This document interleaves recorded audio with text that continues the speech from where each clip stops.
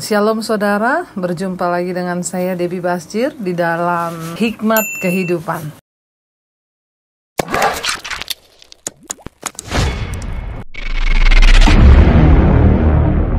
Shalom, berjumpa lagi dengan saya Debbie Basjir di dalam Hikmat Kehidupan. Kita akan melanjutkan pembacaan kita yang kemarin, Amsal 13 ya.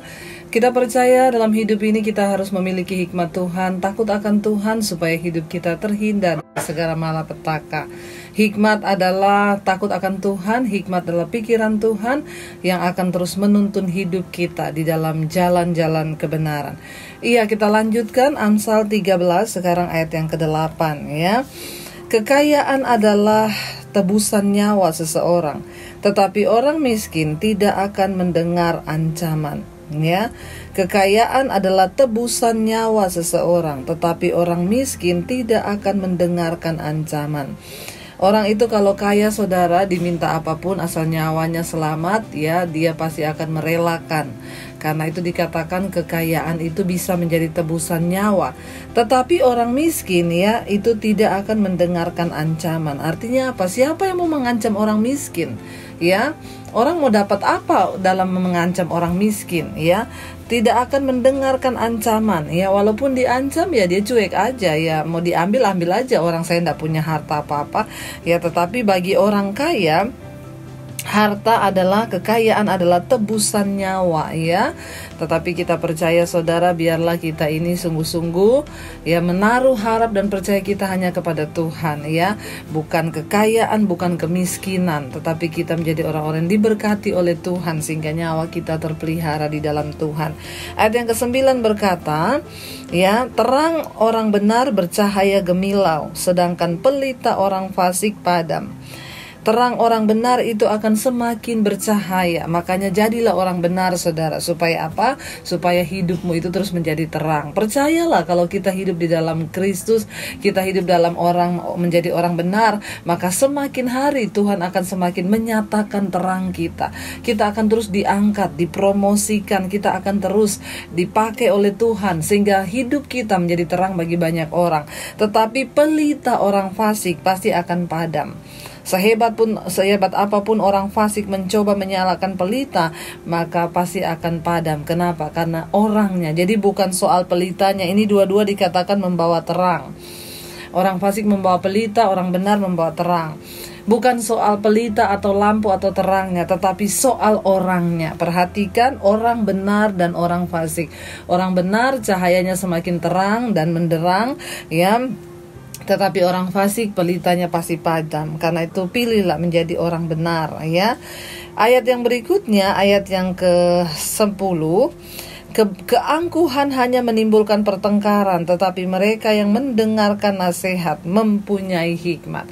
Keangkuhan itu hanya menimbulkan pertengkaran, tetapi mereka yang mendengar nasihat, ya itu dikatakan mempunyai hikmat. Jangan angkuh ya, karena orang yang sombong, orang yang angkuh itu pasti membuat pertengkaran. Lihat saja saudara, di mana-mana itu kalau udah mulai ada orang sombong, mau meninggikan diri, pasti hancur sebuah komunitas atau apapun. Gereja itu pasti hancur ketika ada keangkuhan di dalamnya, mementingkan diri sendiri ya. Makanya firman Tuhan berkata, di mana ada kepentingan diri sendiri, maka di situ pasti ada perpecahan.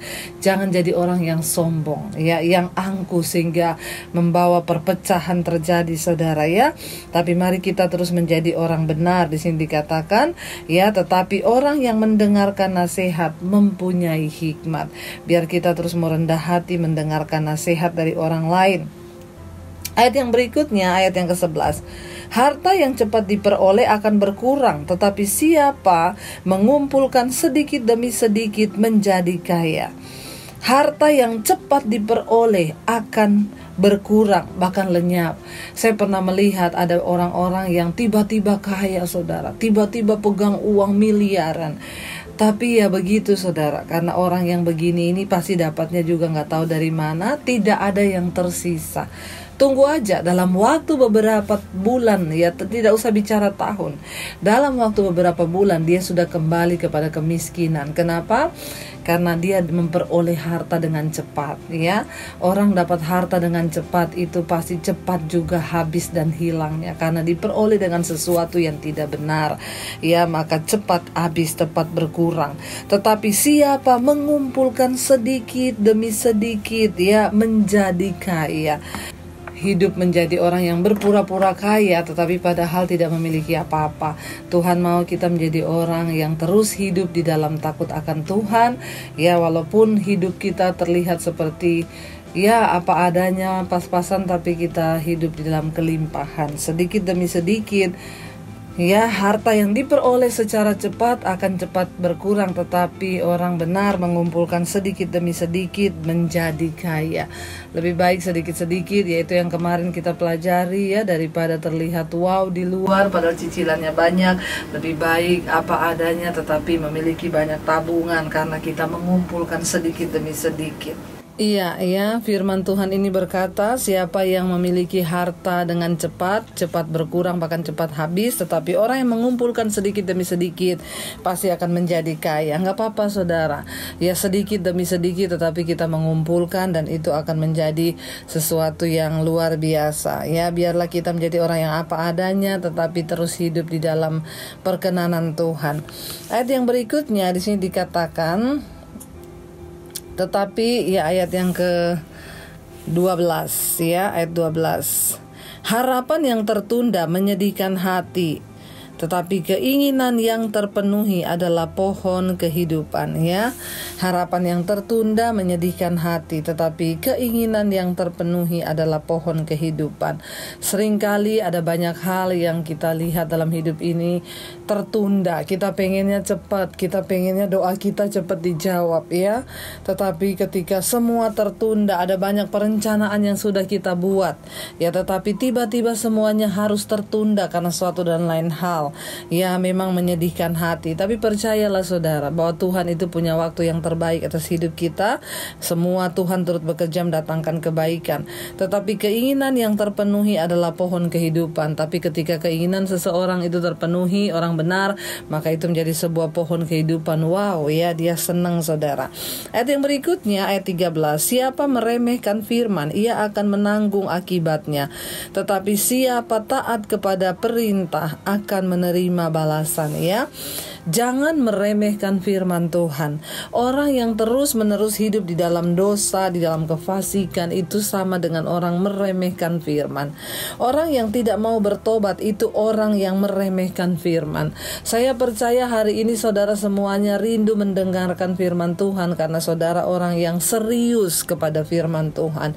Saudara rindu melakukan firman, ya, tetapi orang yang meremehkan firman akan menanggung akibatnya.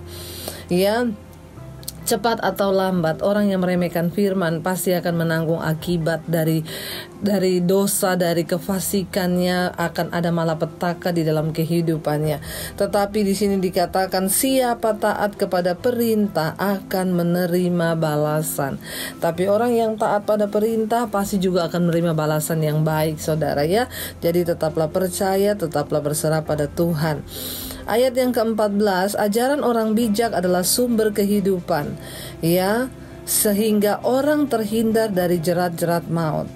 Ajaran orang bijak adalah sumber kehidupan. Kemarin kita sudah belajar sama-sama, menjadi orang benar itu mulutnya menggembalakan banyak orang.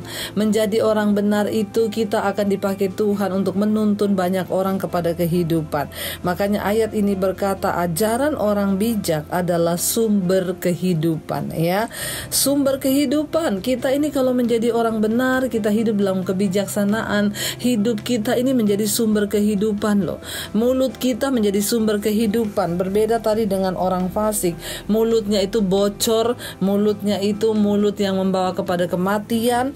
Tetapi orang benar, orang bijak itu, ya, ajarannya ya menjadi sumber kehidupan bagi orang lain. Saya bersyukur kalau hari-hari ini saya mendengar banyak orang yang Ibu terima kasih setelah mendengar pengajaran-pengajaran Ibu, hidup saya diubahkan. Wow, saya menemukan kehidupan yang sesungguhnya di dalam Tuhan. Itu menyenangkan sekali, saudara. Waktu kita menjadi orang bijak dan ajaran kita menjadi sumber kehidupan bagi orang lain. Kenapa? Karena kita mengajarkan hikmat, takut akan Tuhan. Mulut kita hanya mengucapkan takut akan Tuhan. Coba saudara bayangkan, kalau semua saudara menjadi orang bijak, di kantormu engkau mengucapkan firman, ya dimanapun mulutmu mengucapkan pengajaran, maka orang yang mendengarnya akan beroleh kehidupan. Tetaplah setia dan tetaplah menjadi orang yang bijaksana, supaya mulutmu mengeluarkan ajaran-ajaran yang membawa orang lain pada kehidupan, ya sehingga orang terhindar dari jerat-jerat maut. Dan ketika orang mau mendengarkan ajaran orang bijak, maka jalan hidupnya akan terhindar dari jerat maut. Ya, kita bersyukur, kita hidup kita dimanapun saudara engkau berada. Makanya saya selalu bilang, menjadi pelayan Tuhan, engkau tidak perlu harus menjadi pendeta. Menjadi seorang pelayan Tuhan yang ikut bekerja bagi kepentingan kerajaan Allah, tidak harus engkau bisa bermain musik. Karena ladang pelayanan ada di mana saja. Di kantormu adalah ladang pelayananmu. Di rumah, di mana saja, ketika engkau mengucapkan hikmat Tuhan, maka mulutmu dipakai Tuhan untuk mengembalakan orang lain. Dan orang akan datang kepadamu meminta nasihat, karena dia melihat hidupmu bijaksana. Dan ketika dia meminta nasihat kepadamu, hidupnya diselamatkan. Dan bukan cuma itu, kehidupannya dihindarkan dari jerat-jerat maut. Jadilah orang yang bijaksana, saudara, supaya engkau dipercayakan Tuhan jiwa-jiwa. Ya, di sini dikatakan, ya, sehingga orang terhindar dari jerat-jerat maut. Ayat yang berikutnya, ayat yang ke-15. Akal budi yang baik mendatangkan karunia, tetapi jalan pengkhianat mencelakakan mereka. Ya, akal budi yang baik itu mendatangkan karunia, tetapi jalan pengkhianat mencelakakan mereka. Akal budi, hikmat, ya, berakal budi, ya, takut akan Tuhan, ya. Orang yang berhidup dipimpin oleh hikmat berakal budi. Sebaliknya, orang yang hidupnya tidak dipimpin hikmat adalah orang fasik, orang bebal yang tidak berakal budi. Orang yang berakal budi mendatangkan karunia. Kita rindu, saudara, ketika kita hidup dipimpin akal budi hikmat Tuhan, maka Tuhan mempercayakan banyak karunia-karunia dalam hidup kita, sehingga kita ini bisa menjadi berkat bagi orang lain. Tetapi pengkhianat, ya, akan mencelakakan dia sendiri. Ayat yang berikutnya, ayat yang ke-16. Orang cerdik bertindak dengan pengetahuan, ya, tetapi orang bebal membeberkan kebodohan. Orang cerdik atau orang berhikmat bertindak dengan pengetahuan dan takut akan Tuhan. Ayat yang ke-16, sementara orang bebal membeberkan kebodohan. Mari saudara, kita ini terus hidup di dalam takut akan Tuhan, sehingga hidup kita memiliki hikmat dan kebijaksanaan, dan kita bisa terhindar dari segala malapetaka. Biarlah saya percaya firman Tuhan hari ini, hikmat Tuhan hari ini akan membawa kita semakin hari semakin teguh dalam Tuhan, dan hidup kita terus menjadi berkat bagi orang lain.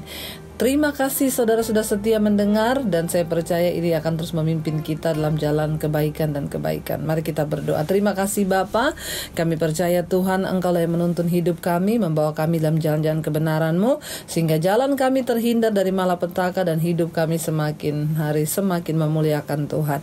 Berkati setiap mereka yang setia mendengarkan hikmat kehidupan, jadikan mereka orang-orang yang bijaksana, melangkah dalam takut akan Tuhan. Dalam nama Yesus kami bersyukur, haleluya, amin.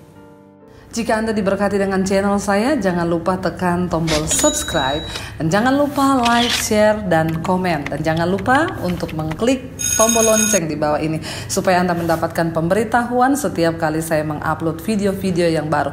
Jangan takut, karena gratis. Tuhan memberkati.